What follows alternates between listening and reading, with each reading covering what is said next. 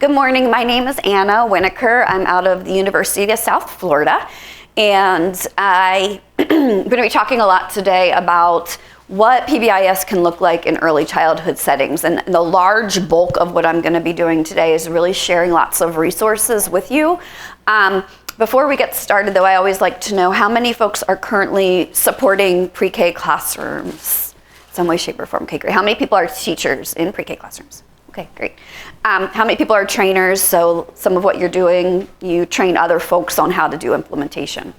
Okay, very cool. So I apologize if I forgot anyone else, but I think that sort of encompasses, if you're supporting a classroom or you're in a classroom, then this should be helpful to you.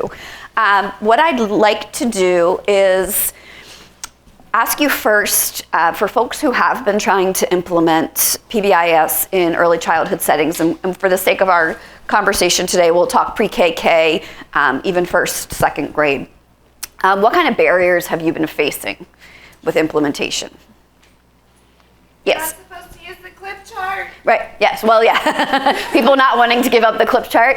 Yeah. Are you one of those people? I am. Okay, I could tell the stress in your voice. Well, hopefully we'll provide some alternatives. We're not going to talk a whole ton I'll show you where some resources for responses to challenging behavior for sure. What else? I'm an all-inclusive classroom. Mm-hmm. So, trying to figure out what works for everybody. Right. And also, PBIS preschool level, we haven't had a lot of information on. Okay. So not every preschool classroom is on board. Okay. And so it's difficult. And the minor versus majors when you have children who are either developmentally challenged or when do we go the next step to get the right data for kindergarten if they need other things. Okay, so making some decision points around how to make it developmentally appropriate for everybody. Is anyone else struggling with that? A lot of times I see a bunch of people nodding, of how do we take these ideas and make them developmentally appropriate? It's not enough for us to just do what kindergarten's doing or what second grade's doing.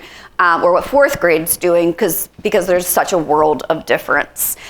Yesterday, I don't know how many folks were at the session that we did with Menchaca. They were our exemplar, and when I asked for resources, someone said, I'd like to know how to get in touch with everybody else in this room, because I'm like the lonely island of pre-K.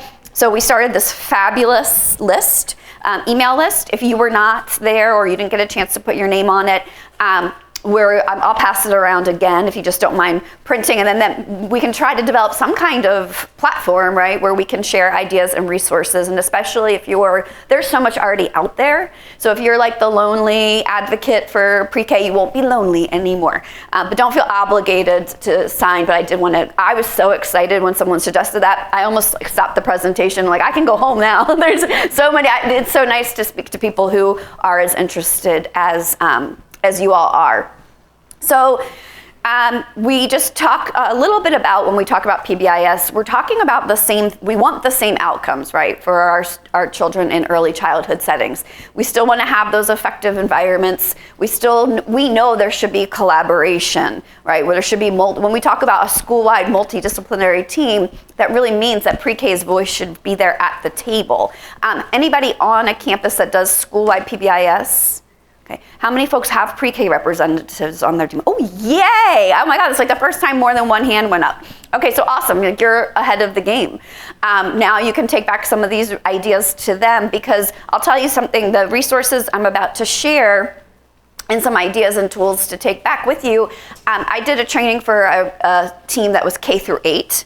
And I went up to the middle school people who were on the team, and I said, I just want to warn you, I'm not sure that this training, if you're going to be able to take a lot. I always feel terrible. I never want anybody to leave a training without something new to try. And after we talked about feelings check-ins, and we talked about teaching emotions, and we talked about all of these ideas around friendship, they were the most excited. So I really think that we don't sort of age out of these ideas, but for some reason it stops after pre-K, and even it stops in kindergarten.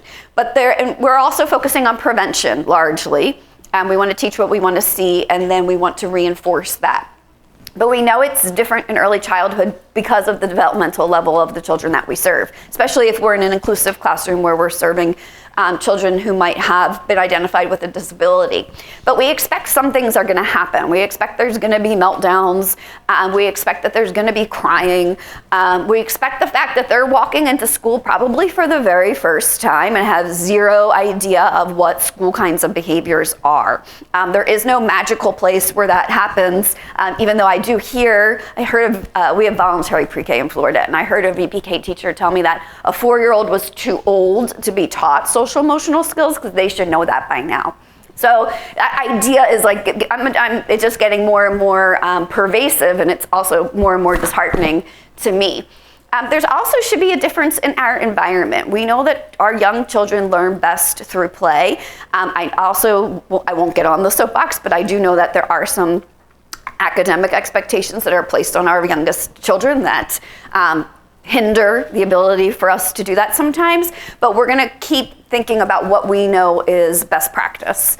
So everything today we're going to be talking about are those evidence-based strategies and the developmentally appropriate practices that we want to see in all our early childhood classrooms. I also know too that there's a lot of times where we will be a part of a school-wide team, and they still, the idea being that everybody gets access to the recognition system, but they just still feel like 4-year-olds should be able to wait till the end of the month to be recognized for something that they did, the very first day of the month, and that they're going to remember that.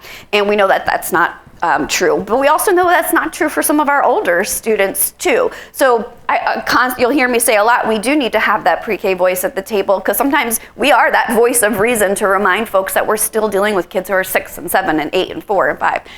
And we really need to meet them where they are. So how many folks are familiar with the pyramid model? Yay, awesome.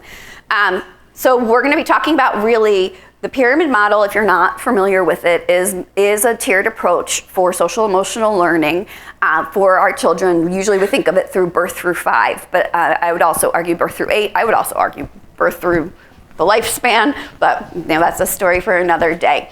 But we do start out with thinking about our foundation, which is our effective workforce.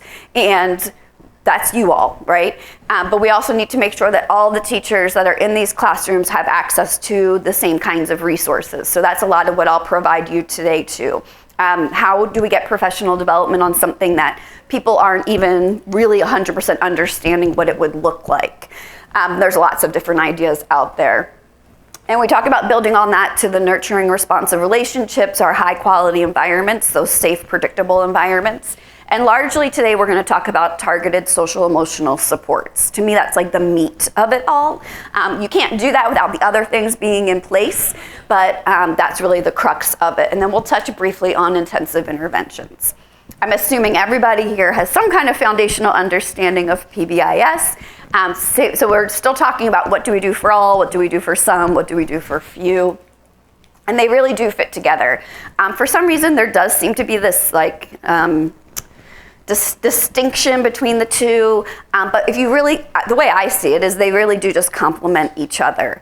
But one is just taking into considerations that we have some really young children. So how many folks often feel like this? Like you're on the desert island and you're like, help, I need help. And everyone's saying, oh, well, that's pre-K, we don't do that. Or I provide coaching supports to this grades, but not to everybody else. Yeah, it's a really yucky feeling.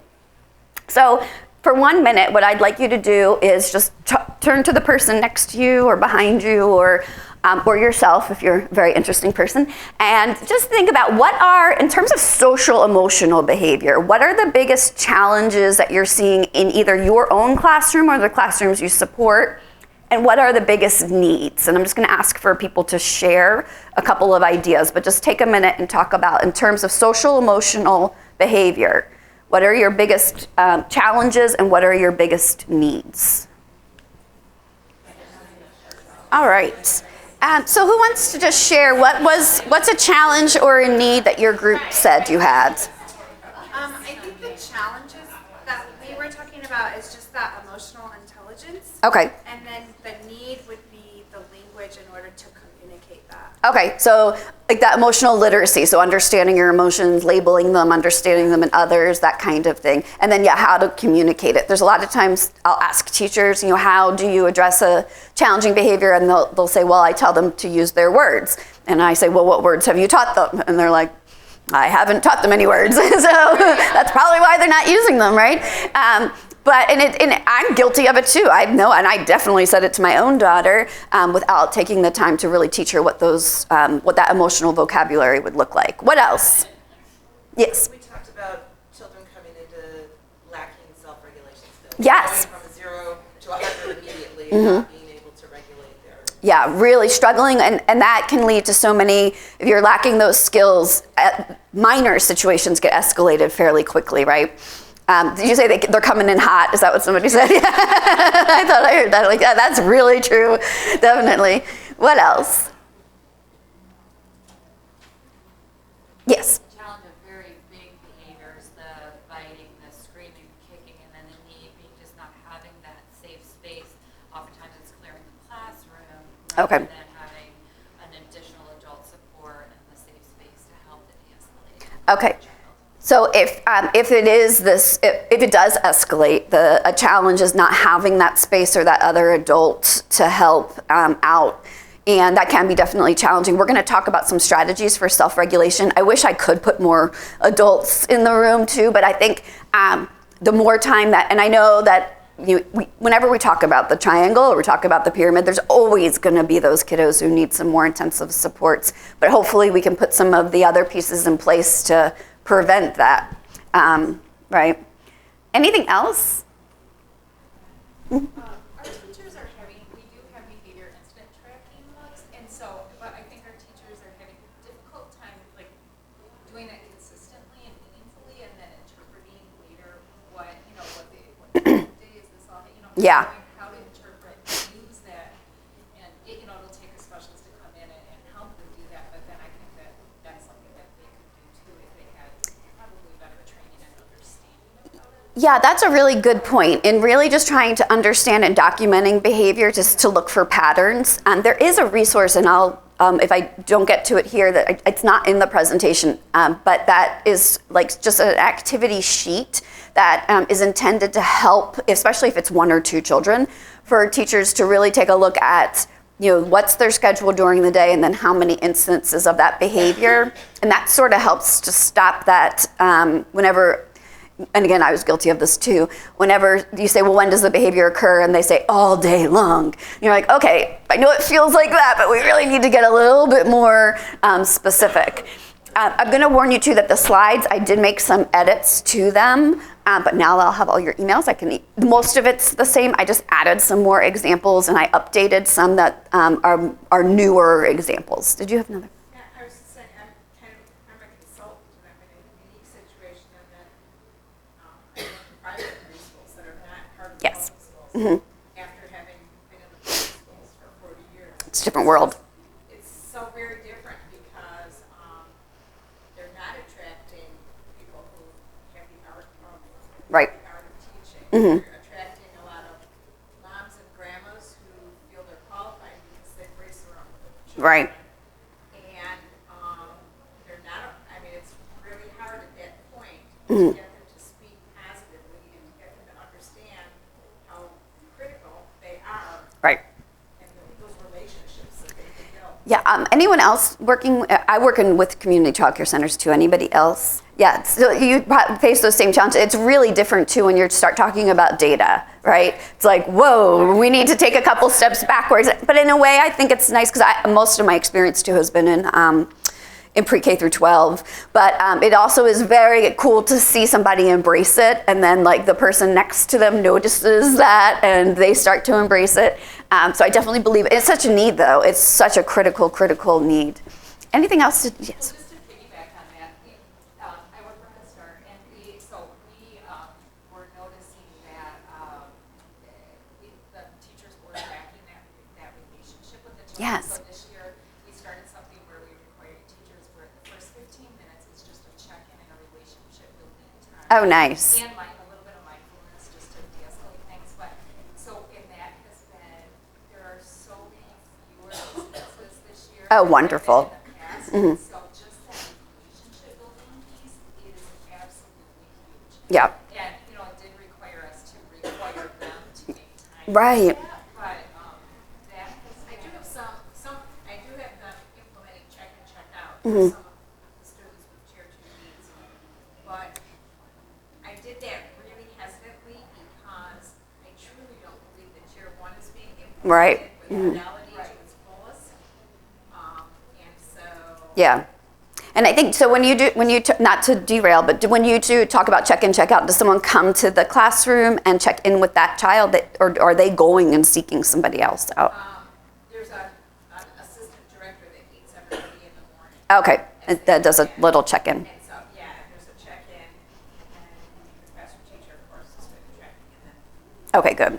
Yeah, absolutely. And I think sometimes we take for granted that people who go in, especially if you're in early childhood, that you have that just natural ability to build those relationships. And it's really not the case. A lot of people struggle with it, or they had a vision of what they thought their classroom would look like, and it's just, or who is going to be in their classroom, and it's just not that.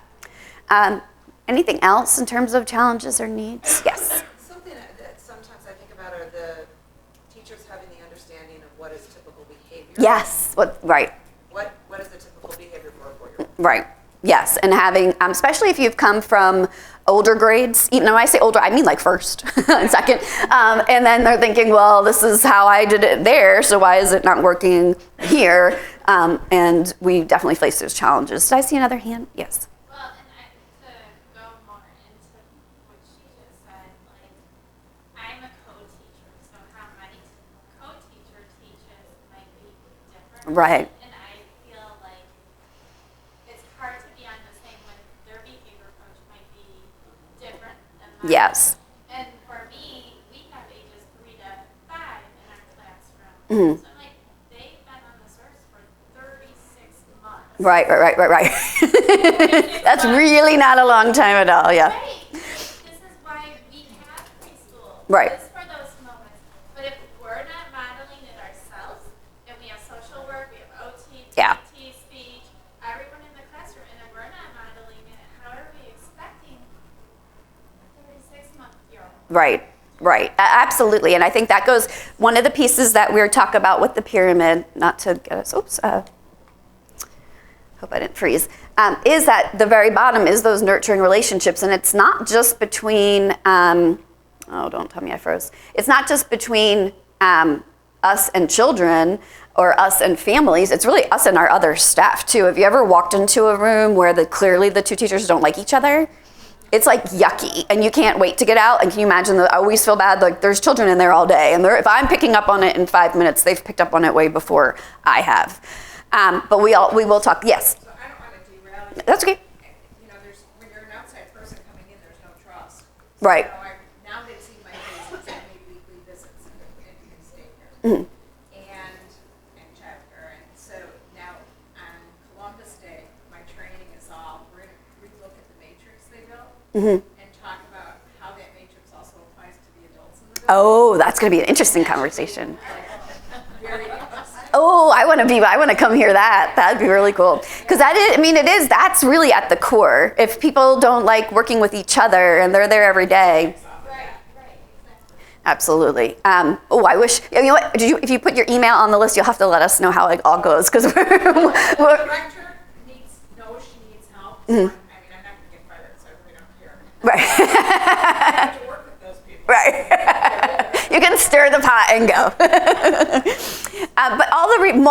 But I'd say 90% of the resources I'm going to share you is from the National Center on Pyramid Model Innovations, and I work a teeny little bit on. It's all free. Everything I'm about to show you. It just seems to be housed. Maybe if you're familiar with like the old taxi website, those resources a lot of them have been updated to. Are on this website, but it's challengingbehavior.org. I'll also reference a couple others, but they're all in the PowerPoint as well. But just to sort of give you where's she getting this from? I'm going to jump off and show you a couple of things, so you can see what they look like in real life. But I wanted to make sure everybody knew where I was coming from. So definitely at the bottom of this, we talked about one time. I did do a session where we just did talk a lot about nurturing and responsive relationships, and people really did struggle of how do they build those with other adults. And that was sort of like the action item given to the group when they left, is really spending some time of acknowledging each other and getting to know each other and really being a team. All right, so when we're talking about program-wide implementation, it really just means like every classroom is implementing the pyramid model within their classroom, but there's also the bigger picture too, right? So we have the same kinds of core features that we're thinking about with PBIS. We have the leadership team. We need to have staff buy-in if it's going to be something that everybody's going to be doing. Family engagement's a key core piece. We can't really have those nurturing responsive relationships without that. We have to have our program-wide expectations. We have to have effective ways of responding to challenging behavior. So you see, like, all of this sounds very familiar, right? But it's all guided by that leadership team. So I'm just going to play a quick video on teaming and then share a couple resources with you. When we came into this process, we were already a strong team to begin.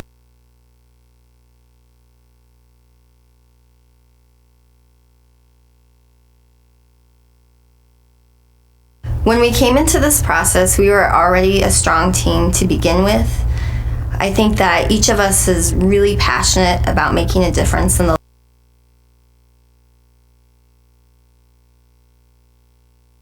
When we came into this process, we were already a strong team to begin with.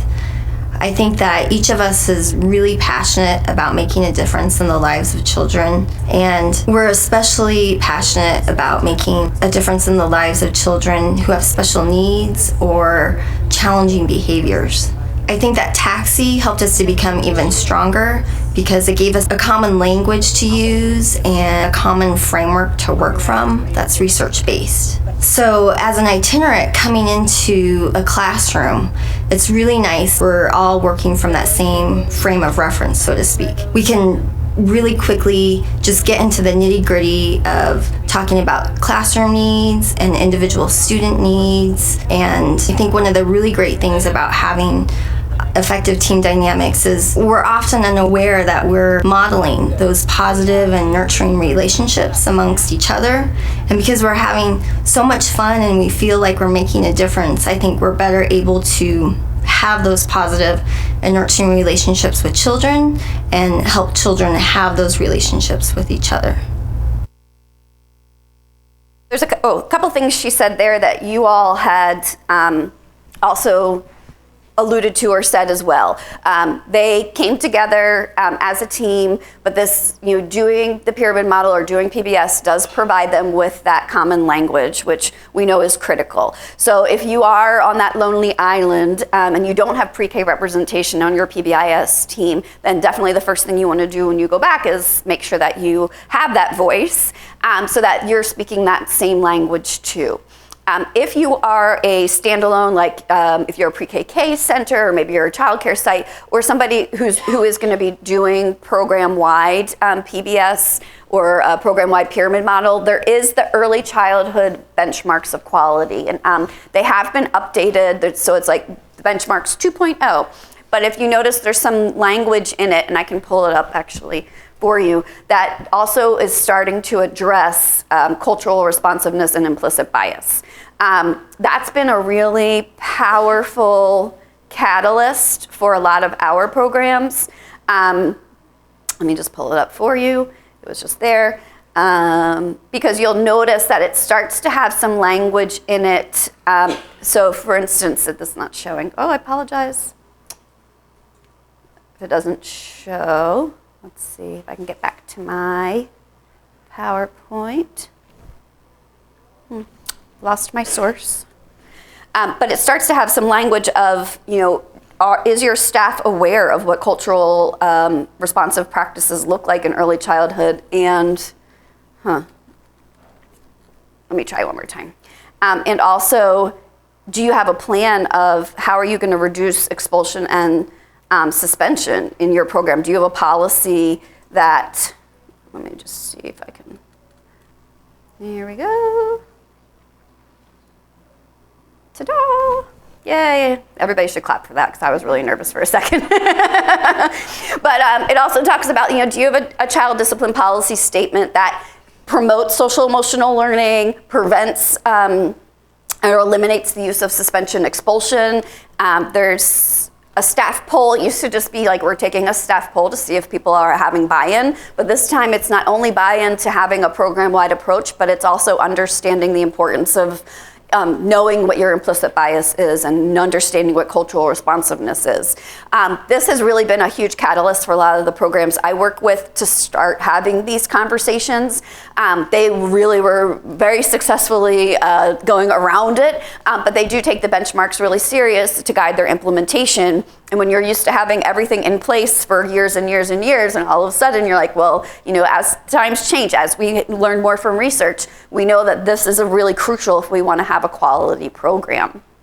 The other resource that comes with it is, or that you can download, it's the Cultural Responsiveness Companion. So it goes through each of the items and it gives some suggestions for how you might address whatever those benchmarks are. It's long, so you might not want to download it, but there's a lot of clickable links within it.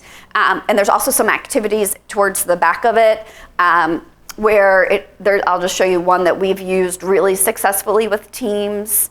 We actually did it as a team ourselves first, and then we did it with our sites. Not to make you nauseous, but it's towards the bottom.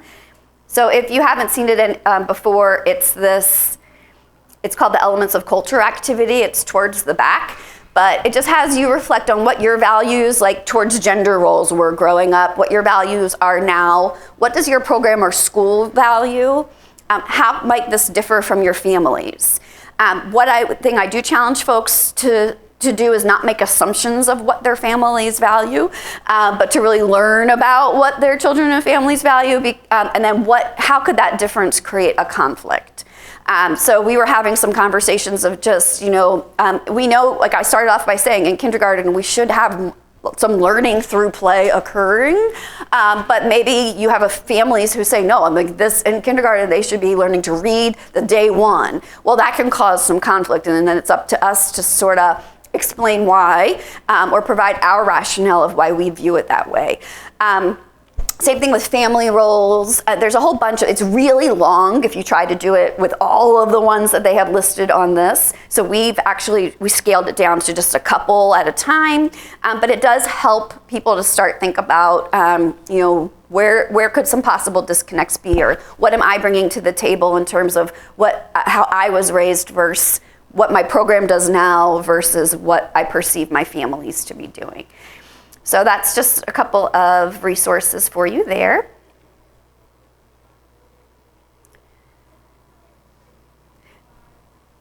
If you are currently using, oh darn it, yay, okay.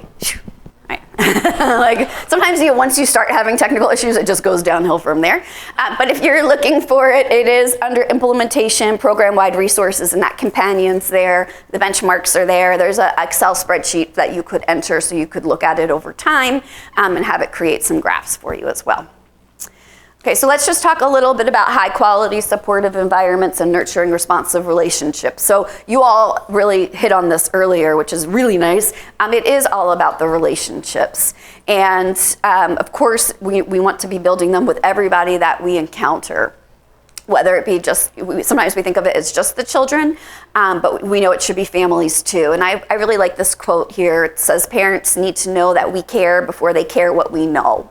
And if you think about that with just almost any aspect, I always reflect on my own life of, somebody could give you the greatest piece of advice, but if it comes from a place that doesn't seem like it's caring, what are the chances of you taking that advice? Probably slim to none. But if it's somebody that I respect, that I know I have a relationship with, that we're going to have this great problem-solving dialogue, that's a whole different feeling and a whole different story to it. So when we're thinking about responsive caregiving, all of these implementation checklists that you'll see pictures of are also on the challengingbehavior.org website. And the reason I put these up here, they've been around for a while, but I think a lot of times when we say build relationships, what's people's first answer? Like, Oh, I do that, right? Oh, I'm really good at that. Or I'll say, well, how do you build relationships with families? Well, I have an open door policy. They can come to me whenever they want, which is nice. But what's the other piece to, like, it's all of you, what you're expecting from them. How do you know what they would expect from you?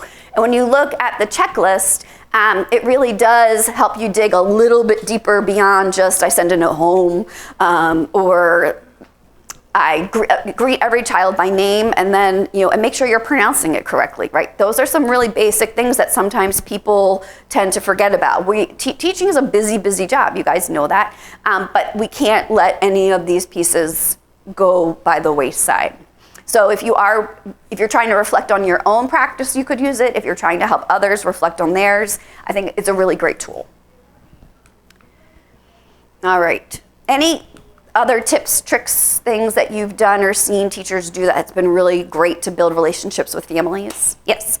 We do like the star student of the week. Oh, cool. And so then on Friday they get to bring a family member or whoever Mm-hmm. in if they want. Oh, nice. And they can spend as much time as they want. If they want to read, if Oh. they want to be on the playground, if they want, it has given us a new, that we actually get to interact. Yes. They get to see how we interact with other children Mhm. in the classroom. Oh, terrific. And those kids are very excited to share someone in their relationships with the rest of the class. Yeah, it is. It's such a cool thing when you have like that, a different adult that's there that cares about you. Yes. Beginning of the day greeting, so on the wall, a teacher has dance, sing, Nice. handshake, and then they tap whichever one they want, and then Yeah. once it was done, then you go right in. I love that. And it's choice. We know choice is a hugely powerful motivator. Anything else? Yes.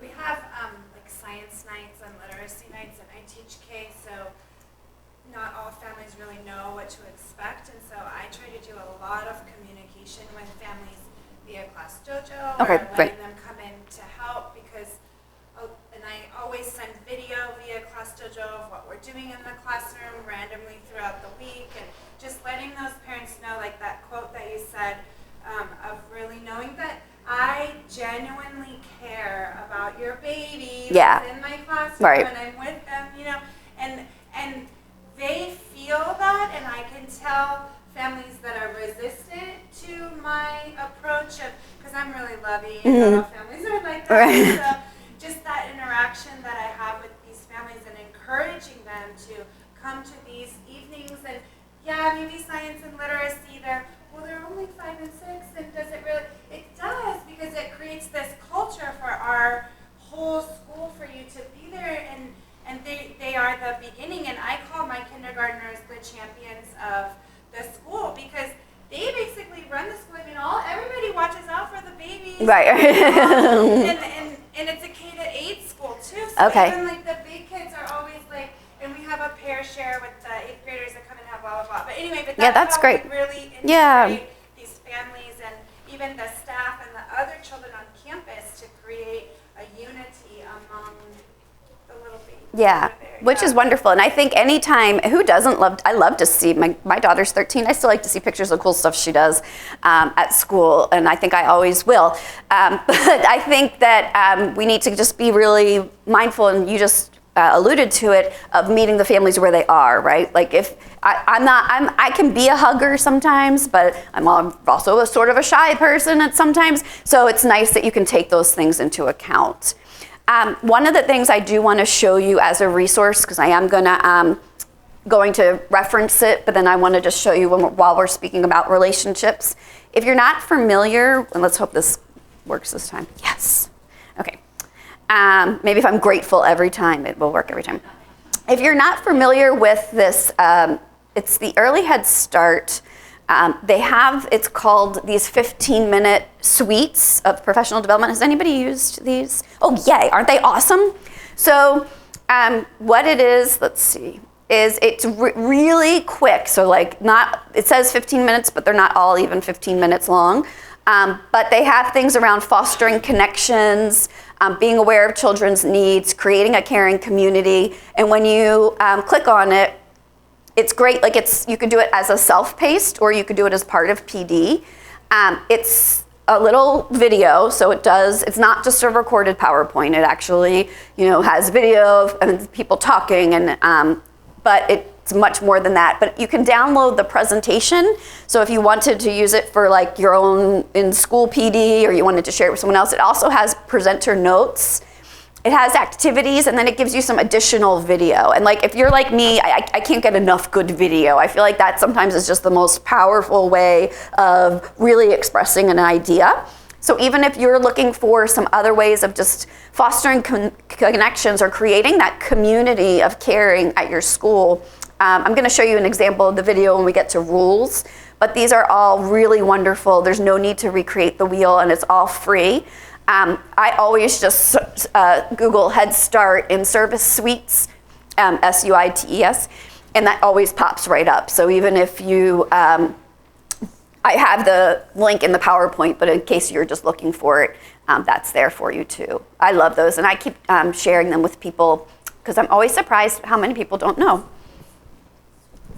Yeah, suite, like like we're in a suite. So when we're talking about supportive classroom environments, we're talking about things like physical design, we're talking about schedules and routines, how can we increase engagement using things like visual cues, making sure our transitions are not chaotic, make sure that they run smooth. All of these too are part of the in-service suite. So there's like a 8-minute one on transitions, which is terrific. It gives you lots of strategies and ideas.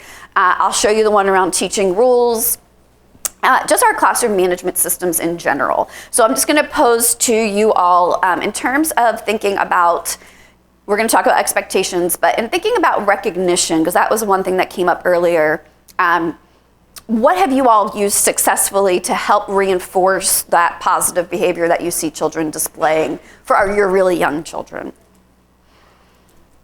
I think giving them clear and specific positive praise. Okay, powerful, right? Yeah. So clear, it's very specific positive praise. What else? We're not going to wait the month so they earn the school-wide celebration, but what have been some other things that you've used? Did I see someone's hand? No? Yes. Yeah. I don't teach in schools, but I have 3 boys. Okay. That counts. 2 of them are preschool, 1 of them are prefect. But I use incentives as going outdoors, like the playground time. Okay, so incentives like having extra playground time, going outdoors. Yes. Sometimes I'll say, how does that make you feel? Okay. And then they will be like, I really like how I feel. And then I'll be like, let's see. Like, So if they're being safe, and then you ask them, like, how does that make you feel? Maybe even their work. Mhm. Like, do you like my work? Well, it doesn't matter if I don't like it. Right.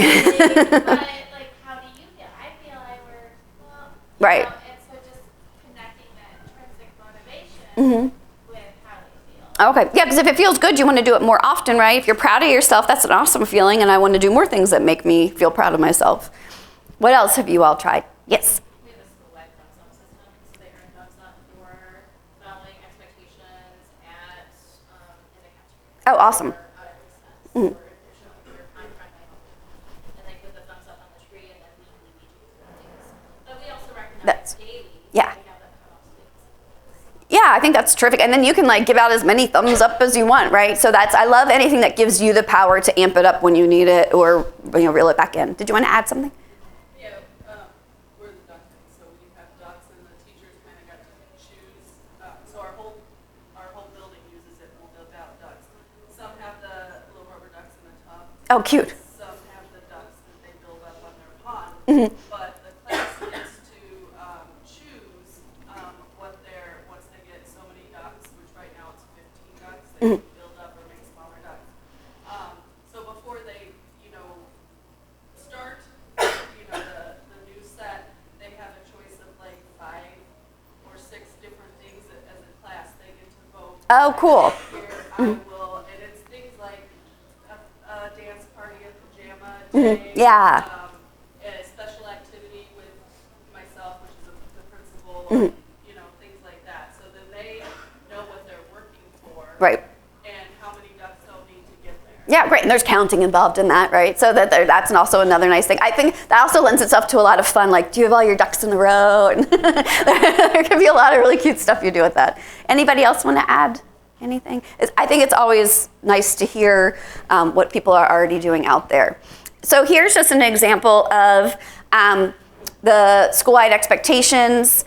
You notice too here that they have, together we can be safe, be respectful, be a team player, but they have lots of visuals that show what that looks like. And that's probably one of the big things that we see the most is that, the expectations are up there. But like, for instance, here, if I walked in and didn't see those pictures, I would say that's up way too high, right? And then they can't read. So it's nice that that can be up there, but it's not real effective. It's sort of a lip service, of, oh yeah, well, we have expectations. That's great, but if it's not where they can see them or understand them, then it's like not having them at all.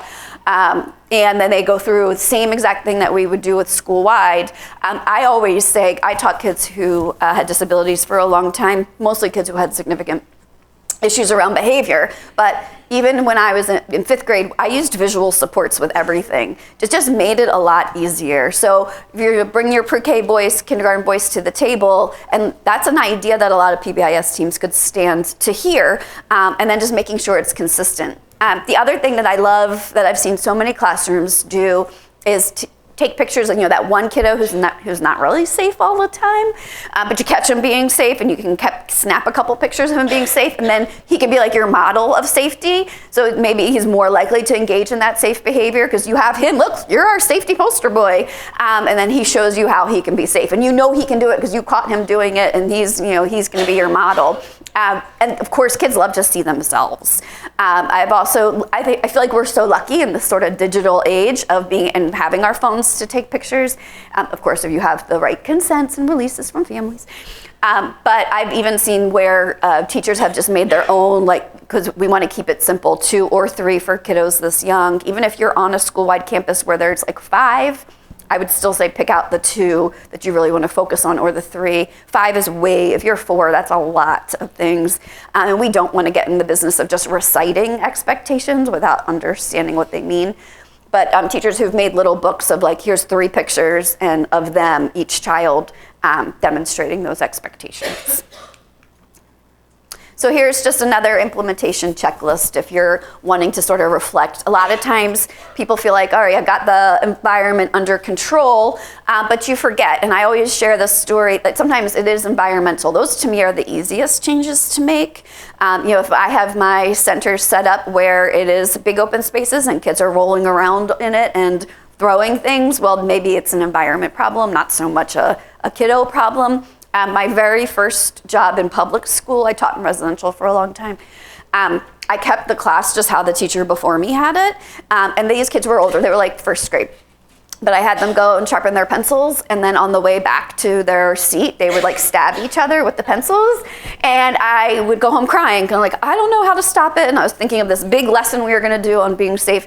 And the speech path came in and she was like, just move the pencil sharpener so you could totally cut out the option that they have of walking past anyone else. Problem solved. You don't need 6 individualized plans to address something that could be fixed environmentally. And it took another set of eyes to point that out to me.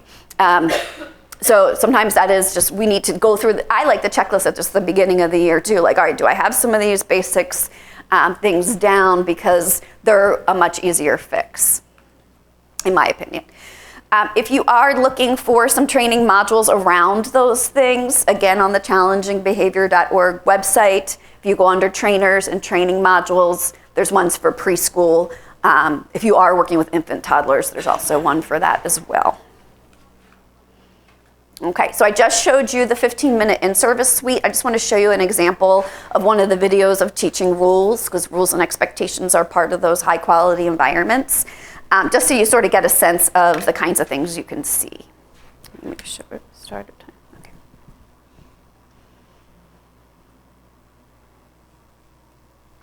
Oops. Well, let's everybody hope this continues to work. So this is so you'll see it's 17 slides. So this is just the video that I downloaded from that website. And it largely operates in the why do we do, what is it, how do we do it, why do we do it. We kind of came up with 4 basic rules. They're being good friends, trying new things, having a safe body, and taking care of our school, or being safe.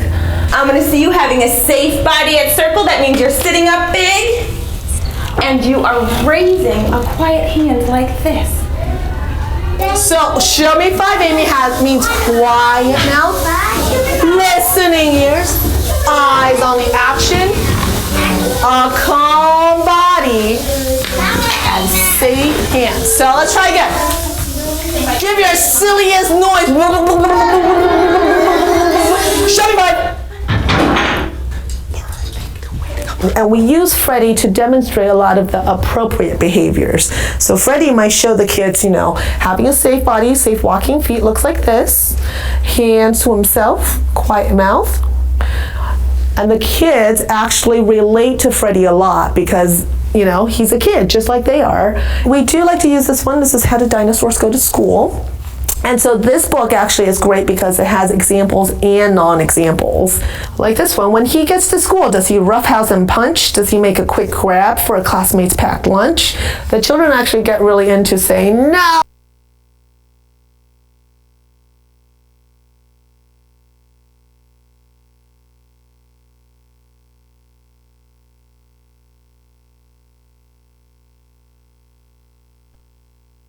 So I'm sorry, I needed to turn it down.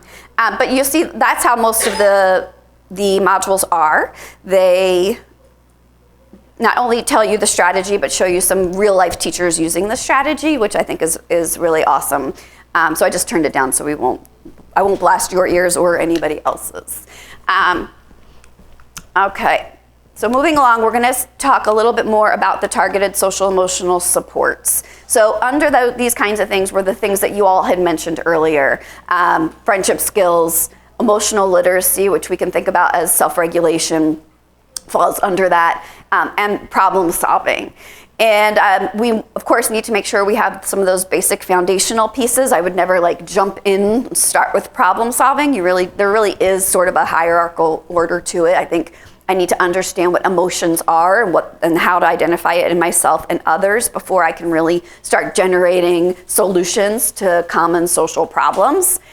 But when we're talking about this, we're really talking about having some real explicit instruction. And again, this is where I think maybe some elementary school campuses who are doing school-wide PBIS, they might be missing some of that explicit instruction around these.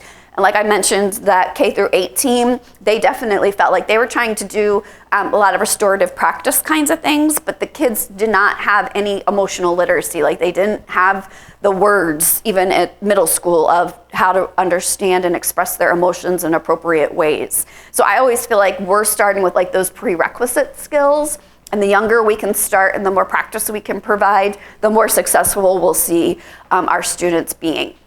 But we definitely want to make sure we have a lot of opportunity for instruction, a lot of opportunity for practice, a lot of that really positive descriptive feedback. If you're looking for resources, so when we're talking about emotional literacy, we start by talking about identifying how it feels in ourselves and how it feels in someone else. And we can really start by using things like pictures, and it could be pictures of ourselves, it could be pictures of somebody else. But when we look at these, we can tell, how do the boys up in the top left feel? Happy, yes, and so forth. You might be familiar with some of the materials that had been out on the pyramid model and on the CEFL or TAXI website. But a lot of times we want to make sure that we're not only teaching happy emotions, but we're also teaching ones beyond just sad. So you'll notice embarrassed is on here, frustrated, lonely, nervous. Proud is on here, loved is on here. So it definitely takes us beyond just happy, sad, mad. Yes, did you want to add? Do you tie zones of development or conscious discipline in any of this? So that's a good question. So about conscious discipline, how many folks here use conscious discipline too? Okay, so we were just talking about this yesterday. I always think of conscious discipline as the strategies for targeted social emotional support and some of the strategies for nurturing responsive relationships. Sometimes people have the misconception that if I do one, I can't do the other, but it really fits right together. targeted social emotional supports is part of the pyramid, but there's no prescriptive way that you have to go about teaching it. So if those strategies help you to do that, then I would definitely say do them if it helps to teach those emotions. But I do think it's important that even though our kiddos are 4 or 5, I've seen kids as young as 1 be able to identify what it feels like to be loved, right? That's a different feeling than being happy. So we want to make sure that we look at what we're currently teaching in terms of emotion words and expand it where needed. On the Challenging Behavior website, there are pictures of real kiddos. So if that's something you wanted to use, those pictures exist. The words are in English. Ooh, Spanish was supposed to come in Spanish, and there's also one that's blank. So if you wanted to use your own kiddos, I definitely think that's more powerful than anything else. But that template is on there, so you could just download it. I'll show you where it is, but it's on that challengingbehavior.org, and they just updated that. This is also, I just think, a nice, especially if maybe when we talk about all, so we teach this to all children, but there's still some who maybe need some extra support. It'd be nice if they had their own of what all those different emotions were. And that's not too tricky to do. Book nooks, and I'll pull one up so that you can see it. But there are, we teach a lot through reading, right? We do a lot of books. And a lot of times I'll ask teachers how they teach emotions or they teach social emotional skills, and they'll say, well, we read about it. But we know it's not enough to just read that story, and maybe even if we read it for a week, but we want to embed it. It should be happening all throughout the day. So it's really not meant to be one more thing I have to do. It's really meant to be that I'm going to embed it. So with the book nooks, there's a lot of different choices so for instance, this is glad monster, sad monster. So I'll just pull it up so you can see what it looks like. Let me see if I have it right here. That's Tucker. Let me just get it for you. So underneath what it'll say is it'll give you some ideas of like, okay, here's what the book is about. And then it'll show you how you can do it with art. So here it is, I'll make it bigger. So this is just 2 pages, right? But it gives you examples of activities. So it says like, even while you're reading it, ask them if they feel the same way. If you're not familiar with it, the monsters demonstrate different feelings. They can make monster masks. So that's another way of engagement. They could have stick puppets with the monsters so that they have opportunities to respond while you're reading the story. Make a chart so that they're graphing. And then it talks about music and movement, art, so you can make a feeling monster, how you can incorporate it into literacy and writing. So, I mean, you can take, most of them are about 2 pages. Some are really long, like Rainbow Fish, I think has like 14 pages or something. You could probably do Rainbow Fish all year long. But it's really nice when you are just trying to think of different ways of embedding it in what you're doing all the time. And think about what I always say is think about what you're already required to be reading, if you have like a standard curriculum that you have to be using, and then see where those opportunities are so that, again, it doesn't feel like you're doing one more thing, you're just making more explicit connections. And I think there's like over 30 that are on the website, so there's lots of different choices. Okay.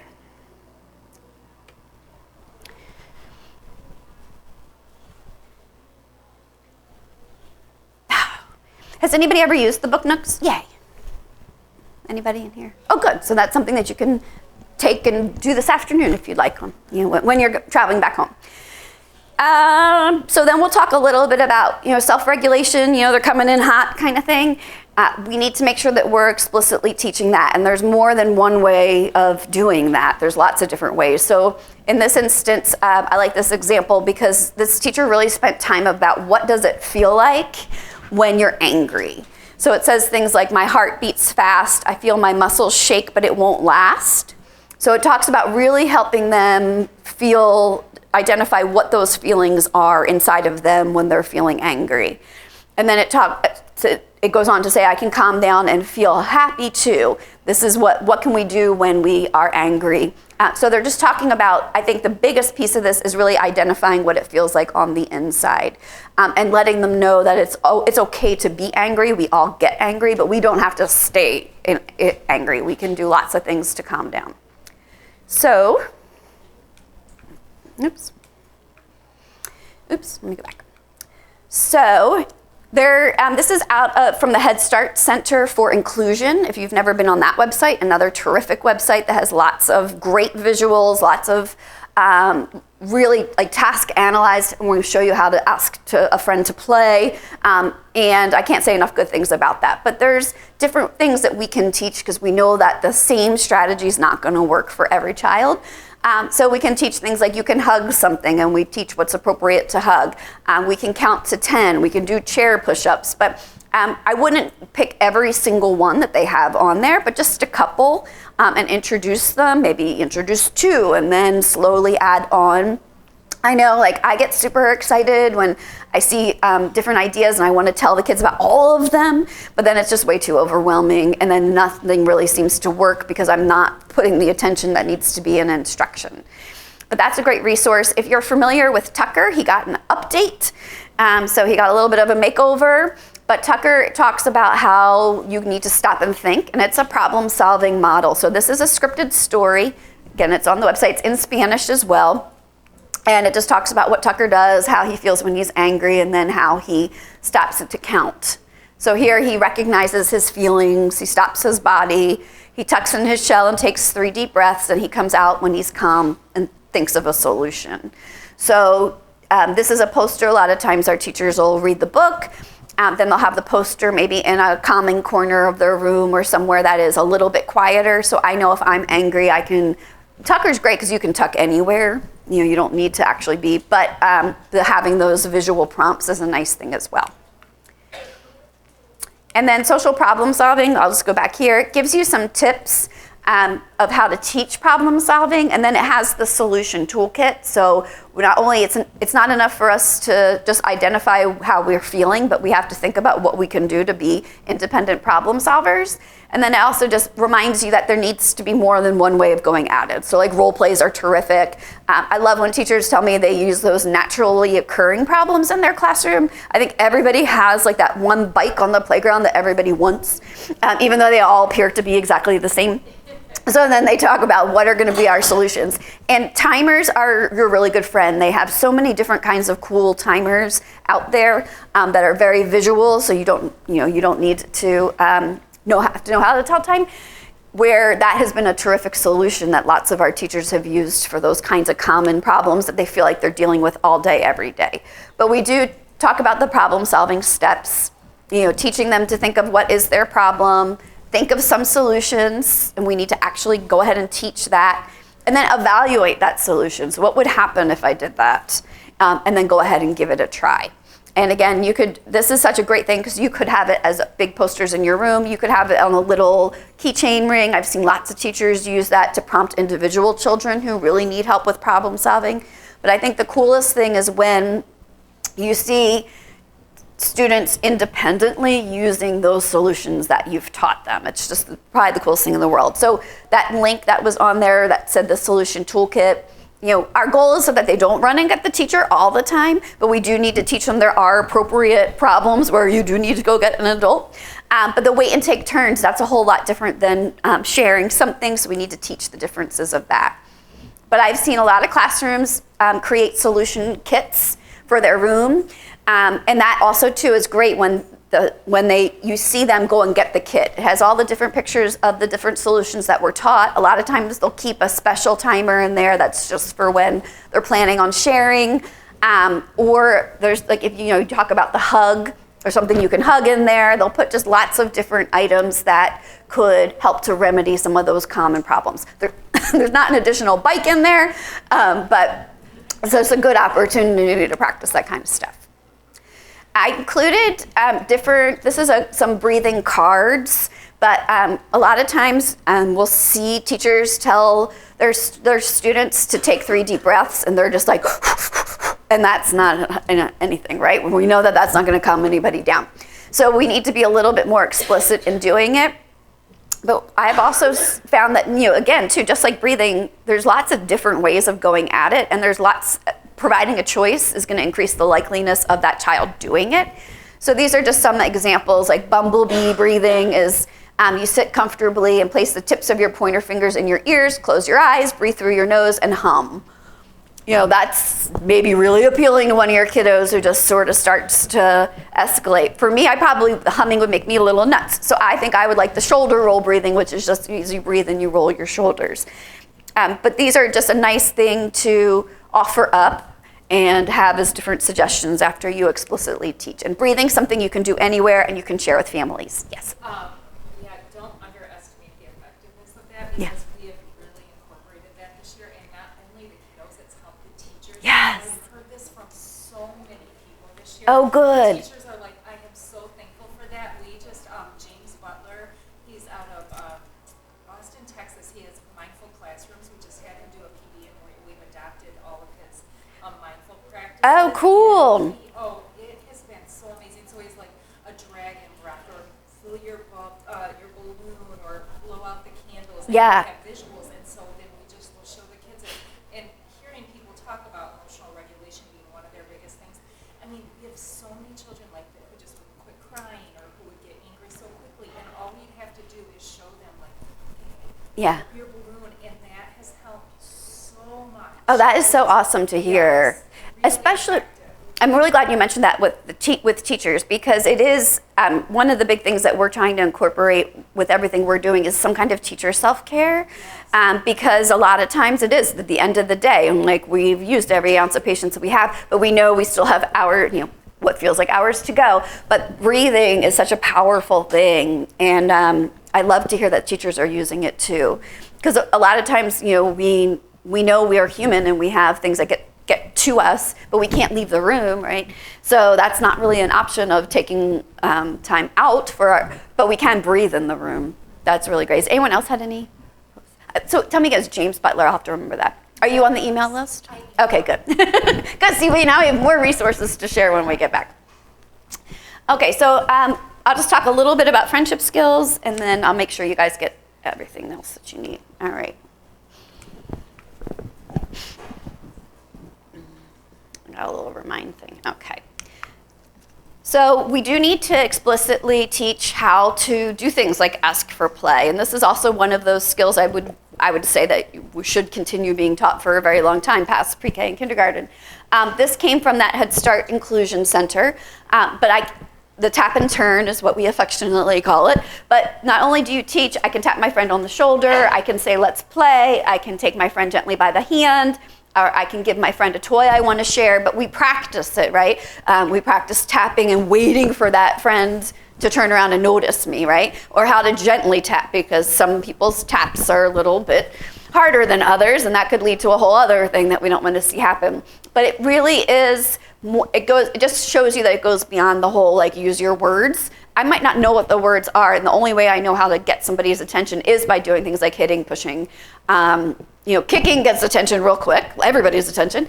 But we know that if we can specifically teach those things, and again, I'm just going to keep going back to it. When you have a child who really struggles with this, using pictures of them doing the tap and turn is so powerful. And then they're like, once they've mastered it, even if it's kiddos who maybe don't need as much extra practice, you just bring everybody in and have him just be the hero of this.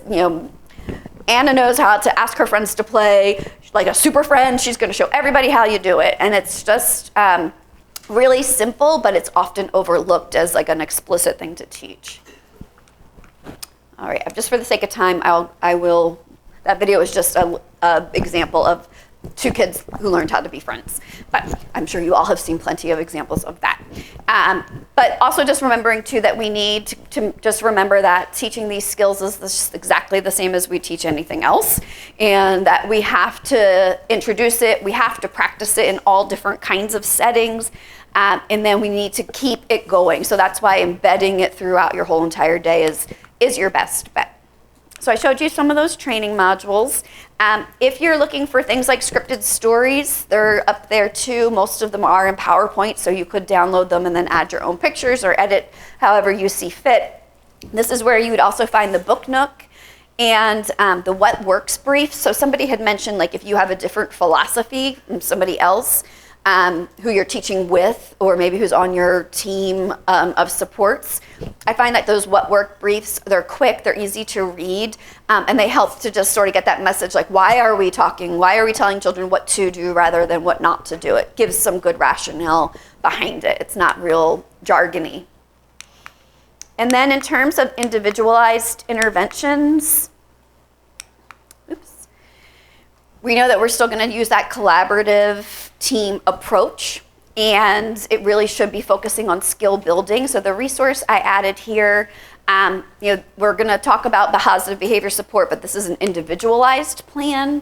There is a checklist, but I included Prevent, Teach, Reinforce for young children. It's a manualized approach for individualized interventions. And it's really very teacher-friendly, very team-friendly. It comes with a CD or whatever with forms, so that's electronic forms.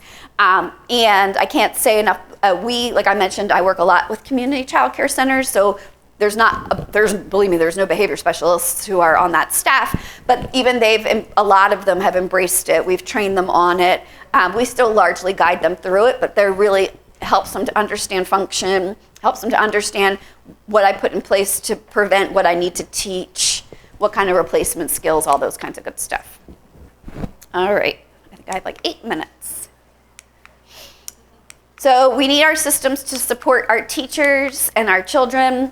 This is the things that we sort of started out with today, but I want to just share a couple other resources. So if you are facing some of those challenges where people feel like either maybe pre-K is too young to do PBIS, or they have some self-imposed barriers, there is another resource called Getting on the Bus, PBS Goes to Preschool. That's on the Challenging Behavior website as well, and it lists like the 5 most common things that we hear about why it won't work, and then tells you why those things are wrong. And again, it's short, it's like 2 pages, and it really does a great job. For family engagement, there's a lot of new resources, but there's also the backpack connections that are up on the website that are in a couple different languages. But there are things like, how do you get a child to stop biting? How do you get your child to stop whining? That's like my big pet peeve, is whining. And how to give positive directions, how to understand the meaning of your child's behavior. And those are all 1 page.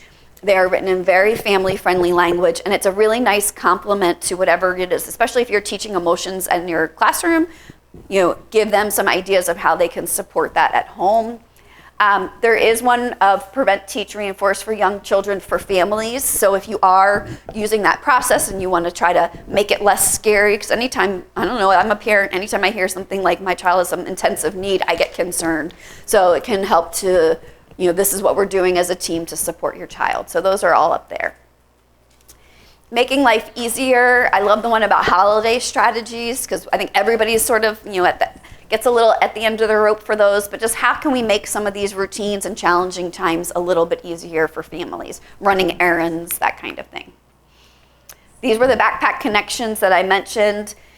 They're by different colors, so some are like, I think it's blue is emotions, orange is routines, then social skills is in red, but almost everything you could think of is up there. These are some more articles for families. They're a little bit longer, but still really, really good. And I won't. So if you are supporting teachers, and I'm going to sort of wrap it up by saying some of this. If you haven't, I love this graphic. I don't know if you've ever seen it before, but it's not enough, like even today, giving you all these ideas, and I hope you go back and take them, but we know for the chances of somebody to actually go and use these skills in the classroom, they do need some coaching supports. And we follow the practice-based coaching. If you want to learn more about that, there's a link to a video on practice-based coaching. But basically, it's using data to determine what are some of these key practices we just talked about today that need to be happening in the classroom. So like if I walk in a classroom and there's no visual schedule and there's no mention of the schedule and the day sort of just feels, that's such a nice, easy fix. But that would be one practice I would coach on until the teacher felt comfortable with that, and then we can move on to really looking at her routines. Maybe she has all of that good stuff in place, but the kids don't ever talk to each other because I coached in one classroom where everybody was like really quiet and nobody ever interacted. So we had to work a lot on friendship skills and having planned opportunities for children to interact. The teacher really felt like the only way she could control things is if nobody ever talked to each other. Which, I mean, it was a quiet classroom, but that was not appropriate, right? So there is more information on if you are in a coaching role. I highly suggest watching. There's 4 videos. They're pretty short, but they go through each of the steps of practice-based coaching. And it's a really non-intimidating way, as by the best way I can describe it, of really supporting a teacher, because it's meant to be collaborative. It's not like I'm the expert telling you what to do. We're going to work together to really make sure you get these practices in place. All right.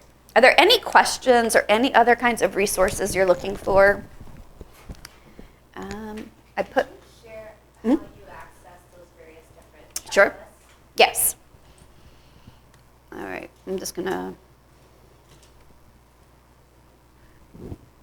Yes. So if you are here, honestly, this is what I do, and I'm on this website all the time, but this is still what I do. You can just go, if you type in implementation checklist, I'll show you. I used to know like like you sort of knew it by the back of your hand and it all changed. And I just go here, this implementation checklist of strategies. Oops. And it should tell you, like here, social emotional teaching strategies. Should take you to the link. Here we go. High quality environments practiced implementation checklist. So there's one for each layer of the pyramid. Also, if you're looking, I think it's also under training, but let me look for trainers. Here. So if you go under training, technical assistance for trainers, resources, the needs assessments are up there. So there's also a little action plan that goes along with each one. So if there's like a skill or a strategy that someone isn't doing, they could try to action plan, and you could action plan with them of how they could do that. Any other questions or any resources that you were hoping for? Within the PowerPoint, you'll see some reference to the teaching pyramid observation tool. So if you are a coach, I strongly encourage, and you are coaching around these practices, that's a really great tool to access as well. And I'm happy to talk more about that, but I want to respect your time. Wait, what was that called? The teaching pyramid observation tool, and there's information on like a one-pager on it, but it is a really comprehensive assessment of just the pyramid model strategies. And there's a picture of it on your PowerPoint. And also, if you had the notebook or the notepad, oh yay, okay. If anybody didn't get a chance to add to it, you're more than welcome to. Any other questions before you guys go on your way? All right, well, thank you so much. I hope you got something that you can go back and use soon, and good luck. We'll keep up the good work. Thank you.